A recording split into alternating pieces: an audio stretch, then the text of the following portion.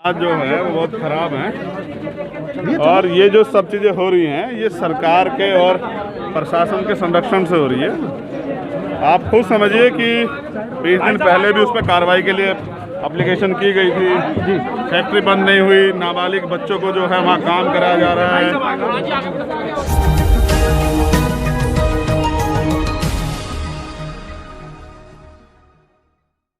नमस्कार, मैं सुशील बोध न्यूज इंडिया राइट से और मैं इस वक्त हूँ गाजियाबाद मोदीनगर क्षेत्र में, जहाँ पर अभी कुछ दिन पहले ही एक ब्लास्ट हुआ है किसी फैक्ट्री में जो अवैध तरीके से चल रही थी। यहाँ पर आज़ाद समाज पार्टी के संस्थापक हैं चंद्रशेखर रावण, जो यहाँ पर जिन परिवारों में मौत हुई है वो उनके पास आए हुए हैं। अभी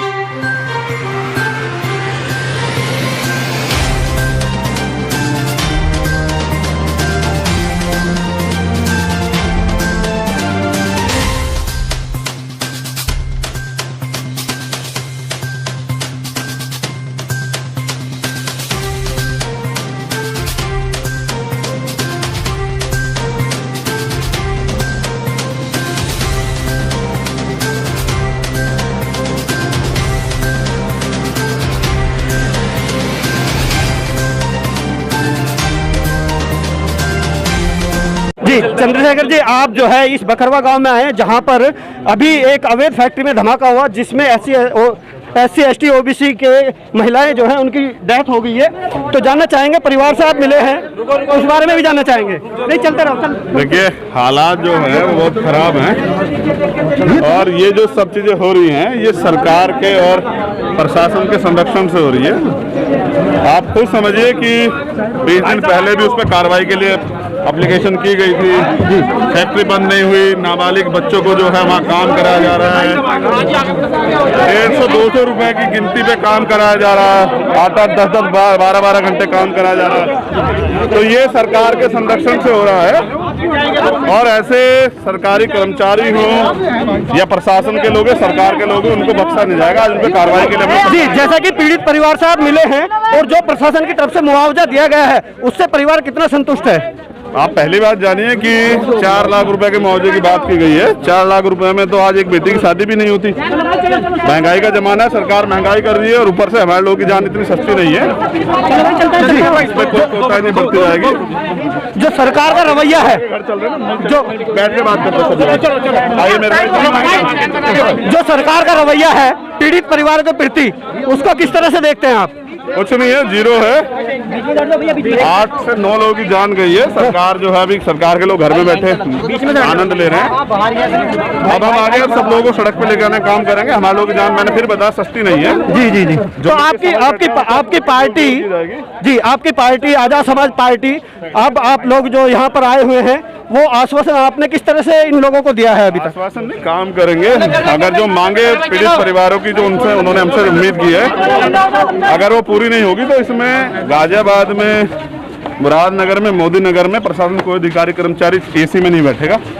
तो जो मुआवजा दिया गया है, क्या परिवार उससे संतुष्ट है? नहीं, संतुष्ट नहीं है, कोई मुआवजा ही नहीं है। मैं कह रहा हूँ 4 लाख रुपए में एक बेटी की शादी नहीं होती। छोटे छोटे बच्चे लोग हैं, दिक्कत है। मैं प्रशासन के लोगों से बात कर रहा हूँ। जी, तो ये थे चंद्रशेखर आजाद रावण जो हमारे साथ न्यूज इंडिया राइट्स में थे और इन्होंने बताया वो जो है पीड़ित परिवार से, जिन लोगों की मौत हो चुकी है उनसे मिलकर आए हैं और बिल्कुल भी आश्वासित नहीं है पीड़ित परिवार और नहीं चंद्रशेखर आजाद।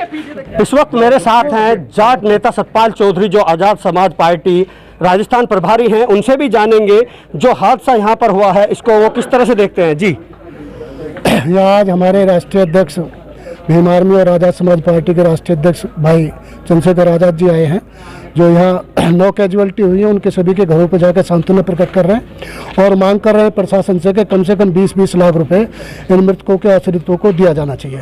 अभी प्रशासन ने 4 लाख रुपए देकर मौतों में भी जिस तरह से, कैजुअलिटी में भी जिस तरह से भेदभाव कर रहे हैं। एक तरफ अभी कानपुर में हुई है 1 करोड़ रुपये आप दे रहे हो और यहाँ 4 लाख रुपये में ये गरीब आदमी है तो इनको 4 लाख रुपये में निपटा दोगे? हमारी मांग है 20 लाख रुपए दिए जाने चाहिए, नहीं तो अगली बार फिर 1 हफ्ते बाद, 1 हफ्ते में मांग पूरी नहीं हुई तो अगली बार फिर आगे भाई चंद्रशेखर यही इसी गांव में धरने बैठे। जी, जिस तरह से SC ST OBC माइनॉरिटी के लोगों की ज़्यादा यहाँ हत्या हुई है, उस तरह से क्या सरकार का रवैया एक भेदभाव वाला देखते हैं आप? किस तरह से भेदभाव का ये है भाई, जब एक आदमी मर रहा है, जान की कीमत अलग अलग कैसे लगा दोगे?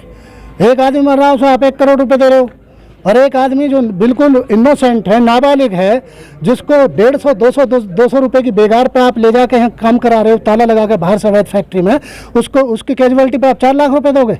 जी, जिस तरह से प्रशासन की कार्रवाई हुई है उसको किस नज़र से देखते हैं, किस तरह मानते हैं? यहाँ का एमपी, भारतीय जनता पार्टी का एमएलए, दोनों दोषी हैं, उनमें जरा भी संवेदना और मानवता नहीं है। उन्हें खुद देखना चाहिए था। जब यहाँ एमपी गांव में आया था उसकी जिम्मेदारी थी कि भाई आप, तुम्हारी सरकार है, तुम अपनी सरकार से एक जगह 1 करोड़ रुपए बंटवा रहे हो, और दूसरी जगह जो तुम्हारा क्षेत्र है, तुम्हारे लोकसभा और विधानसभा क्षेत्र है, वहाँ पे आप 4 लाख रुपए में जो आदमी को निपटा रहे हो। जी, जिस तरह से देखा जा रहा है गांव बहुत काफ़ी बड़ा है और संख्या में भी लोग काफ़ी हैं, और इस तरह की अवैध फैक्ट्री का चलना, और वो क्या प्रशासन की नज़र से चूक है? मुकदमा कायम होना चाहिए चौकी इंचार्ज और इंस्पेक्टर के खिलाफ। मेरा नाम अशोक सिद्धार्थ है और ऑल इंडिया SC/ST OBC जो एम्प्लॉयज़ एसोसिएशन है मिशन 78, उसका मैं राष्ट्रीय अध्यक्ष हूँ। और यहाँ शेखर भाई के आह्वान पे सब लोग, समाज के सभी लोग, ऐसा नहीं कि पार्टी उससे मिलकर, समाज के सभी लोग यहाँ पर दुख दर्द बांटने के लिए यहाँ पर आए हुए हैं कि जो ये घटना हुई है और प्रशासन की नाक के नीचे अवैध फैक्ट्री चलती है, और उसको जब 9 बच्चों के हत्या ही कहूँगा मैं, हत्या हो जाती है, जला के एक तरीके से मार दिया जाता है, तो वहाँ पर मीडिया का दायित्व बनता है कि वो सच्चाई दिखाए, पुलिस का कर्तव्य बनता है कि वो सच्चाई दिखाए। लेकिन मीडिया के अंदर ये खबर फैलाई जाती है कि मोमबत्ती की फैक्ट्री थी, जबकि वो बारूद की फैक्ट्री थी, वहाँ पर पटाखे बनाए जाते हैं। वहाँ बच्चों को 150 और 200 रुपये के अंदर बारूद भरने का काम जो किया जा रहा था अवैध तरीके से, वो निश्चित रूप से प्रशासन के सहमति के बिना हो ही नहीं सकता था। तो ये प्रशासन की घोर लापरवाही है कि इस तरीके के बिना लाइसेंस के और बिना प्रशासन की अनुमति के जो इस प्रकार की अवैध फैक्ट्री चल गई, जिससे 9 बच्चों की तो मौत हुई है और साथ में 15-20 बच्चे जो है घायल हैं। जी, प्रशासन की तरफ से जो मुआवजा तय किया गया है मृत परिवारों के लिए, उसको किस तरह से देखते हैं? ये बहुत ही कम है, क्योंकि 4 लाख मुआवजा कोई एक जो हताहत हुए हैं वो, आप ये सोचिए कि काम करते हुए हताहत हुए हैं, इसका मतलब वो परिवार के कमेरे लोग थे। तो अगर 4 लाख तो कुछ भी नहीं है, जब यहाँ की जो सरकार है एक अय्याशी करते हुए आदमी को 1 करोड़ रुपए मुआवजा देती है और उसकी मिसेज को OSD बनाती है, इनको शर्म नहीं आती है कि बच्चा जो है मर रहे हैं और उनको 4 लाख मुआवजा, और अय्याशी करने वालों को 1 करोड़ मुआवजा? कम से कम 1 करोड़ मुआवजा तो मिलना ही चाहिए यहाँ। जी, प्रशासन की जिस तरह से कार्रवाई हुई है उस पर सवालिया निशान खड़े होते हैं, और उस सवालिया निशान में आप देखेंगे कि यहाँ पर जो है सरकार पूरी तरह से फेलियर हो चुकी है, यही आपकी तरफ से माना जाए? बिल्कुल बिल्कुल बिल्कुल, क्योंकि उसके बाद जो लीपा पोती का जो कार्यक्रम चला है, बजाय परिवारों को राहत देने के लिए उस शख्स को बचाने का काम किया जा रहा है, और उसी का हिस्सा है कि जहाँ बारूद की फैक्ट्री थी वहाँ पर मोमबत्ती की फैक्ट्री दिखाई गई। एक और साथी हैं, इनसे भी जानेंगे वो किस संगठन से हैं या किस तरह से यहाँ पर आए हैं। जी, सबसे पहले आपका नाम जानना चाहेंगे? मेरा नाम कोमेश है, सरदार कोमेश सिंह। जी, कोमेश जी थोड़ा तेज बोलिए। सरदार कोमेश सिंह जी नाम है मेरा। जी, आप आज़ाद समाज पार्टी से हैं या किसी और संगठन से हैं? आज़ाद समाज पार्टी से। जी, तो जो मुआवजा सरकार ने इस मृत परिवारों को दिया है उससे आप कितना संतुष्ट हैं? उससे संतुष्ट नहीं है बिल्कुल, ये गलत है जो भी है। जी, ये जानना चाहेंगे? सर, युवराज आटम नाम है मेरा। युवराज जी, जिस तरह से यहाँ पर एक अवैध फैक्ट्री में आग लगी और आप लोग आज यहाँ आज़ाद समाज पार्टी से आए हैं, तो किस तरह से देखते हैं इस चीज़ को? सर, इस चीज़ में प्रशासन की गलती है सारी की सारी जो है। क्यों प्रशासन ने इसे लाइसेंस क्यों दिया? पहली बात तो जब अवैध लाइसेंस है क्यों चल रही है फिर ये फैक्ट्री? या तो प्रशासन की कमी है या पैसे लेकर वो करवा रहा है इस काम को। अब इस गांव में जितने भी मरे हैं, जो मतलब जो औरत मरी हैं, बच्चे हैं, इसमें एक 15 साल का बच्चा भी मरा, बताओ उसे क्या मरती है? बताओ मुझे। या तो कमी होगी जब ही वो काम कर रहा होगा। क्यों ऐसा कोई आदेश नहीं है कि 18 साल से कम उम्र का कोई भी लड़का किसी फैक्ट्री में काम कर सके? तो जिस तरह से गाजियाबाद के करीब ये गांव हैं और यहाँ पर भी पढ़े लिखे लोग हैं, तो जिस तरह से ये इस तरह की अवैध फैक्ट्री चल रही थी, क्या गांव वालों की तरफ से कोई पहले कोई कंप्लेंट या किस तरह की शिकायत दी गई प्रशासन को? सर, गाँव वालों ने 3 महीने पहले से प्रशासन को सूचित किया था, प्रशासन ने इग्नोर कर दिया बिल्कुल। अभी करीबन 5-6 दिन पहले यहाँ पुलिस वाले आए थे, वो 60,000 रुपये की रिश्वत लेके यहाँ चले गए, बताओ वो। जी, मौजूदा सरकार का जो रवैया है उसको किस तरह से देखते हैं? सर, ये योगी जी सरकार है, बिल्कुल निठल्ली सरकार है, ये कुछ नहीं कर सकती। ये ब्राह्मणों की सरकार है, इसमें जो अत्याचार बढ़ रहा है दलित समाज पर, मुस्लिम समाज पर बढ़ रहा, जो भी बढ़ रहा, बस तो प्रशासन से किस तरह की मांग करते हैं? प्रशासन में एक मांग करूंगा, सबको एक दायरे देखे, वो कहीं भी ऊंच नीच का भाव न रखे बिल्कुल भी, बस सभी के साथ बिल्कुल ढंग से व्यवहार करे। ये नहीं है कि भाई ब्राह्मण का बच्चा तो उसे मतलब ऐसी हो जाएगा, जो दलित का बच्चा हो नीचे उसमें तड़े हुए रह जाएगा। सबको बराबर देखना चाहिए सरकार को, मेरी बस यही हाथ जोड़ के वो नहीं मिलती बस। जी तो सर, मेरा नाम आनंद कुमार। जी आनंद जी, जो यहाँ पर एक अवैध फैक्ट्री चल रही थी और आप आज़ाद समाज पार्टी के कार्यकर्ता हैं, तो किस तरह से इसको जो अवैध चल रहा था इसको प्रशासन की तरफ नज़र से किस तरह देखते हैं?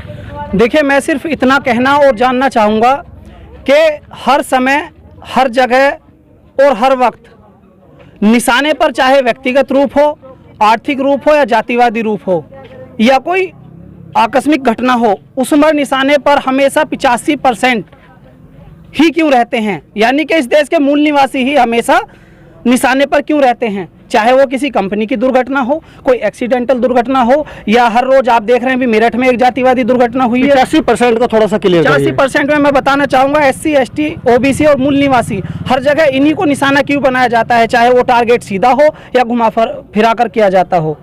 लेकिन अब मैं ये कहना चाहूँगा कि इस दुर्घटना की जिम्मेदारी अब कौन लेगा? सरकार जिसने इनको लाइसेंस दिया हुआ है, या वो जनता के जनप्रतिनिधि जो इस सरकार के दायरे में रहकर? जी, जैसा सुना है कि वो अवैध फैक्ट्री थी, कोई लाइसेंस वाली नहीं थी।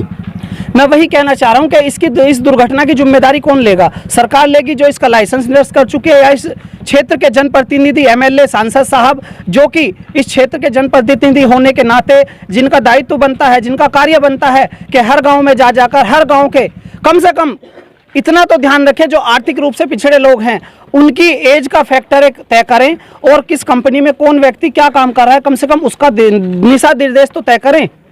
जी तो सुना, आप सभी से अनुरोध है, न्यूज इंडिया राइट्स को सब्सक्राइब करें, वीडियोस को लाइक करें, शेयर करें और कमेंट के जरिए अपनी राय दें। साथ ही बेल आइकन दबाना ना भूलें, ताकि आप तक हमारे नए वीडियोस की जानकारी पहुंचती रहे।